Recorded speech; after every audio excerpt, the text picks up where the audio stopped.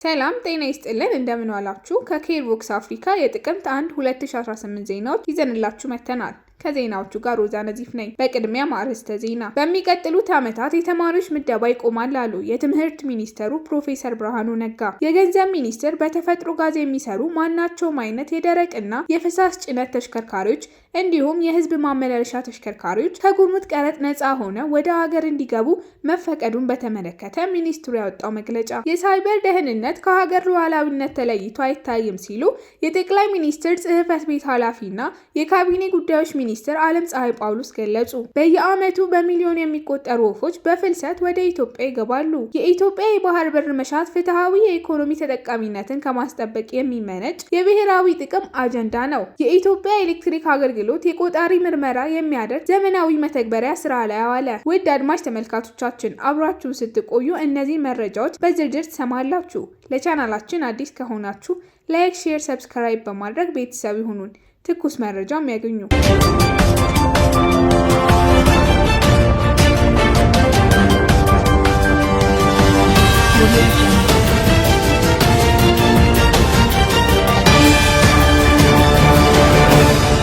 ቀዳሚ ወዳደረግነው ዜና ስናልፍ በሚቀጥሉት ዓመታት የተማሪዎች ምደባ ይቆማል አሉ ፕሮፌሰር ብርሃኑ ነጋ። ትምህርት ሚኒስቴር በሚቀጥሉት ዓመታት የተማሪዎች ምደባ እንዲያቆም ሚኒስትሩ ፕሮፌሰር ብርሃኑ ነጋ አስታወቁ።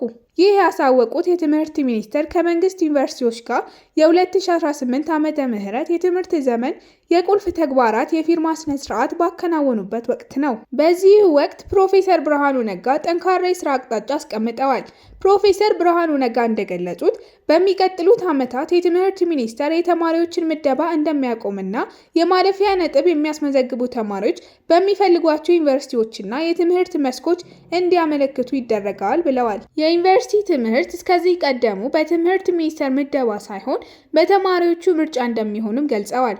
ተማሪዎች የሚማሩበትን ዩኒቨርሲቲ ሲመርጡም ምክንያታዊ በመሆን በየትኛው ዩኒቨርሲቲ የተሻለ የትምህርት መስክ እውቀትና የስራ ዕድል ላገኝ እችላለሁ በማለት ይመርጣሉ ሲሉም ገልጸዋል። ወደ ሌላ ዜና ስናልፍ የገንዘብ ሚኒስቴር በተፈጥሮ ጋዝ የሚሰሩ ማናቸውም አይነት የደረቅና የፈሳሽ ጭነት ተሽከርካሪዎች እንዲሁም የህዝብ ማመላለሻ ተሽከርካሪዎች ከጉምሩክ ቀረጥ ነፃ ሆነው ወደ ሀገር እንዲገቡ መፈቀዱን በተመለከተ ሚኒስትሩ ያወጣው መግለጫ፣ አገራችን ኢትዮጵያ ከፍተኛ መጠን ያለው የተፈጥሮ ጋዝ ክምችት ያላት መሆኑ ቢታወቅም ለዘመናት የዚህ የተፈጥሮ ሀብት ተጠቃሚ ሳትሆን ቆይታለች።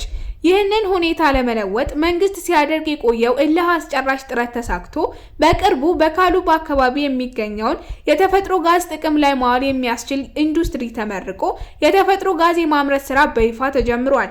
ይህን ምርት ለሀገር ውስጥ ገበያ በማቅረብ ቤንዚን እና ናፍጣ የሚጠቀሙ ተሽከርካሪዎችን በተፈጥሮ ጋዝ በሚጠቀሙ ተሽከርካሪዎች መተካት አስፈላጊ ነው። የተፈጥሮ ጋዝ የሚያመነጨው በካይ አየር እጅግ በጣም ዝቅተኛ የሆነ ለተለያዩ የኃይል ምንጭ አገልግሎት ሊውል የሚችል በኃይል አጠቃቀም ረገድ ውጤታማነት ያለው ከመሆኑም በላይ በሀገራችን የሚመረት በመሆኑ ለነዳጅ ጊዜ የምናወጣውን የውጭ ምንዛሬ የሚያስቀር በመሆኑ መንግስት የተፈጥሮ ጋዝ አጠቃቀምን ለማበረታታት ወስኗል።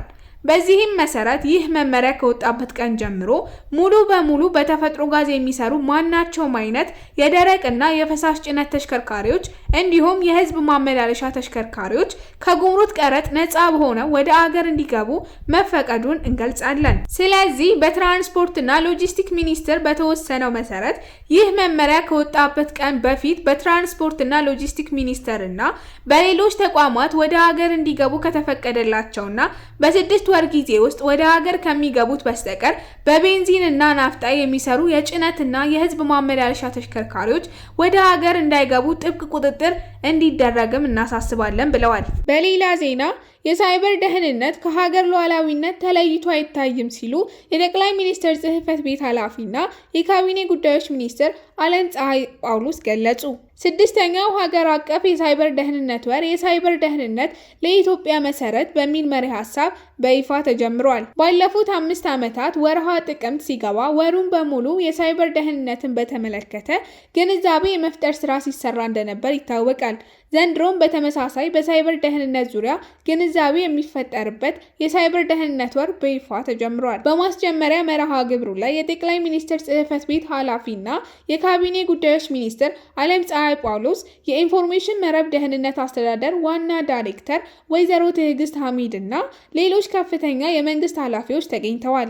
የሳይበር ደህንነት ከሀገር ሉዓላዊነት ተለይቶ አይታይም ያሉት የጠቅላይ ሚኒስትር ጽሕፈት ቤት ኃላፊና የካቢኔ ጉዳዮች ሚኒስትር አለምፀሐይ ጳውሎስ በሀገር አቀፍ ደረጃ የተጠናቀቁም ይሁን የተጀመሩ ፕሮጀክቶችን ለመጠበቅ የሳይበር ደህንነት ቁልፍ በመሆኑ በትኩረት መስራት ያስፈልጋል ብለዋል። ሐሰተኛ መረጃ ከአምስቱ ዋነኛ የዓለም የሳይበር ደህንነት ስጋቶች ውስጥ አንዱ መሆኑን ያነሱት የኢንፎርሜሽን መረብ ደህንነት አስተዳደር ዋና ዳይሬክተር ወይዘሮ ትዕግስት ሐሚድ ሐሰተኛ መረጃ መከላከል የሁሉም ዜጎች ኃላፊነት ስለመሆኑ አስገንዝበዋል። አስተዳደሩ የሀገሪቱን የዲጂታል ትራንስፎርሜሽን ከፍ የሚያደርጉና የዲጂታል ሉዓላዊነትን ለማረጋገጥ የሚያስችሉ ተግባራትን እያከናወነ እንደሚገኝም ዋና ዳይሬክተሯ ገልጸዋል። የዲጂታል ኢትዮጵያ 2025 በስኬት ተጠናቆ የዲጂታል ኢትዮጵያ 2030 ትግበራ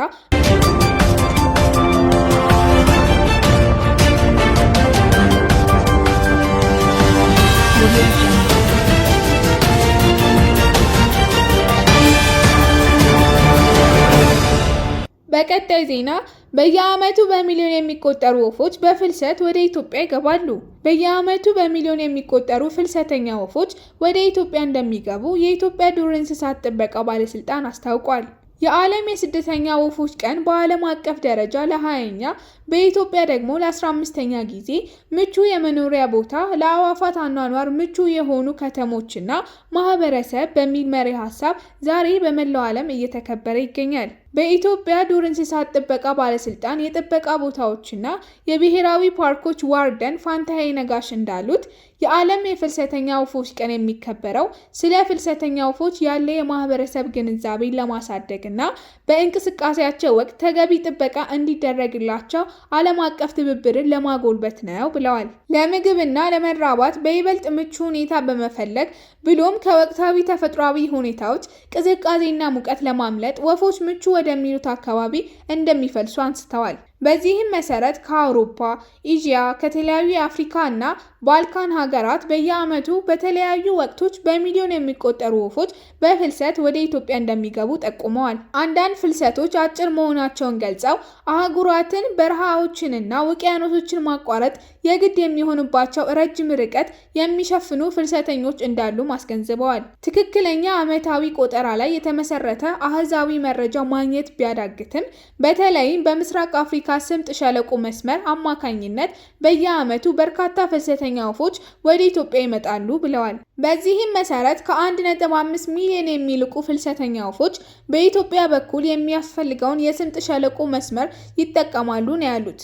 በተጨማሪም 199 ገደማ ዝርያዎች ከአውሮፓ እና ኤዥያ እንዲሁም 47 አይነት ዝርያዎች ከአፍሪካ የተለያዩ ሀገራት በፍልሰት ወደ ኢትዮጵያ እንደሚገቡና ከወራት ቆይታ በኋላ ወደ ተለያዩ አቅጣጫዎች ተመልሰው እንደሚሄዱ አንስተዋል። እንደ ዝርያቸው ቢወሰንም ከቅዝቃዜ እስከ ሞቃታማ የአየር ንብረት ያላቸውን አካባቢዎች በማካለል የሚኖሩት እነዚህ ፍልሰተኛ ወፎች ቋሚ የመኖሪያ ስፍራና ወጥ የአየር ንብረት የላቸውም ብለዋል። ነገር ግን አብዛኞቹ የወፍ ዝርያዎች ለአስተማማኝ የምግብ አቅርቦትና ልጆቻቸውን ለመንከባከብ ተስማሚ የአየር ንብረት ወዳላቸው አካባቢዎች ርቀት በመሄድ አስቸጋሪ ወቅቶች እስከሚያልፉ ይጠብቃሉ ነው ያሉት። በሌላ ዜና የኢትዮጵያ የባህር በር መሻት ፍትሐዊ የኢኮኖሚ ተጠቃሚነትን ከማስጠበቅ የሚመነጭ የብሔራዊ ጥቅም አጀንዳ መሆኑን በሕዝብ ተወካዮች ምክር ቤት የውጭ ግንኙነትና የሰላም ጉዳዮች ቋሚ ኮሚቴ ምክትል ሰብሳቢ ዶክተር ፈቲህ ማሃዲ ገለጹ። ምክትል ሰብሳቢው እንደገለጹት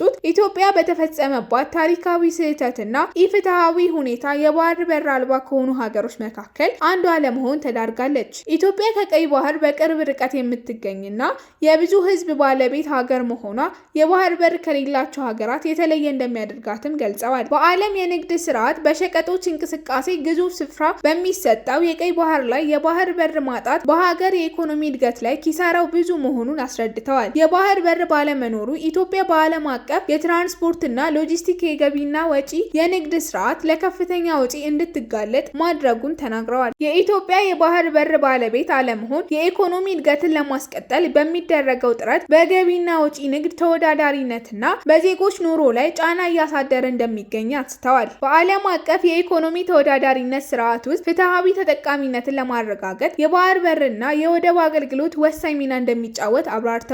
ኢትዮጵያ የግዙፍ ኢኮኖሚና ከፍተኛ የህዝብ ቁጥር ባለቤት እንዲሁም ለቀይ ባህር በቅርብ ርቀት የምትገኝ መሆኗ የባህር በር ፍትሃዊ ጥያቄዋ የብሔራዊ ጥቅም አጀንዳና የህልውና ጉዳይ መሆን አጽንኦት ሰጥተውበታል። የባህር በር መሻትን ፈጣን የኢኮኖሚ እድገትና ተጠቃሚነትን ከማሳለጥ የሚመነጭ ቀጠናዊ የጋራ ተጠቃሚነትና ዓለም አቀፍ መርህን የተከተለ የብሔራዊ ጥቅም ጉዳይ መሆኑን አመልክተዋል። የኢትዮጵያ የባህር በር መሻት የምስራቅ አፍሪካ የኢኮኖሚ ትስስርን በማሳለጥ ቀጠናዊ ሰላምና ደህንነትን ከማስጠበቅ ጋር የተቆራኘ ጭምር መሆኑንም አስገንዝበዋል። የምስራቅ አፍሪካ ትስስር የንግድ ልውውጥና የቱሪስት ፍልሰት በማጠናከር የቀጣዩን ዜጎች የኢኮኖሚ ተጠቃሚነት በማሳደግ የጋራ ብልጽግናን ለማረጋገጥ ጉልህ ጠቀሜታ እንደሚኖረው ተናግረዋል። የኢትዮጵያ በመርሃ ላይ የተመሰረተ የባህር በር ጥያቄም ለጋራ የኢኮኖሚ እድገት፣ ሰላምና ደህንነት የሚኖረው ገንቢ ሚና በመገንዘብ ለቀጠናው ሀገራት ተገቢው ምላሽ ሊሰጡ እንደሚገባ አስገንዝበዋል። የኢትዮጵያ የባህር በር ፍላጎት እውን ለማድረግ የውስጥና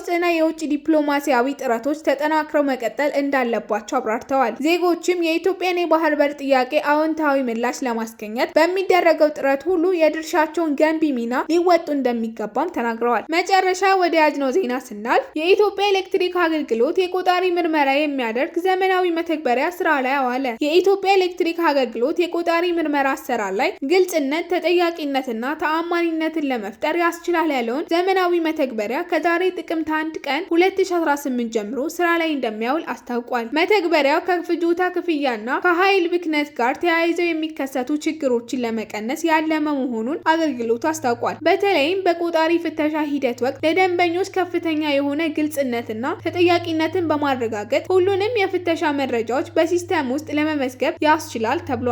በተቋሙ መበልጸጉ የተገለጸው ይህ ዘመናዊ የቆጣሪ ምርመራ የሚያግዝ መተግበሪያ አፕሊኬሽን ከዚህ በፊት በማኑዋል ይመዘገብ በነበረው መረጃ ላይ የሚስተዋሉ የምርመራ መረጃ ክፍተቶችን ያስቀራል። በተጨማሪም ሁሉም የተመዘገቡ መረጃዎች በአንድ ጊዜ በቀላሉ ለመመልከት የሚያስችል እድልም ይፈጥራል ብለዋል። የቆጣሪ መመርመሪያ አፕሊኬሽኑ በቀላሉ ስልክ ላይ በመጫን የቆጣሪ ምርመራ መረጃዎችን ለመመዝገብ የሚያስችል ነው ያለው አገልግሎቱ ለሁሉም የቆጣሪ አይነቶች ስራ ላይ ማዋል የሚያስችል ከመሆኑም በላይ በቆጣሪ ላይ የሚደረጉ ህገወጥ ተግባራትን ጨምሮ የቆጣሪ መረጃዎችን ይመዘግባል ብለዋል። በተጨማሪም መረጃዎችን በዲጂታል መልክ ለመያዝ የምስል መረጃዎች በመያዝ ስራዎችን በቀላሉ ኦዲት ለማድረግ እንዲሁም ፈጣን የስራ ፍልሰቶች እንዲኖር በማድረግና ወጪን የሚቀንስ በመሆኑ ዘርፈ ብዙ ጠቀሜታዎች አሉት ሲል አገልግሎቱ አስታውቋል። ደንበኞችን በምርመራ ሂደቱ ቅሬታ ቢኖርባቸው ግልጽና የተደራጀ መረጃ በማግኘት ውሳኔ ለመስጠት አመቺ ነው ተብሏል።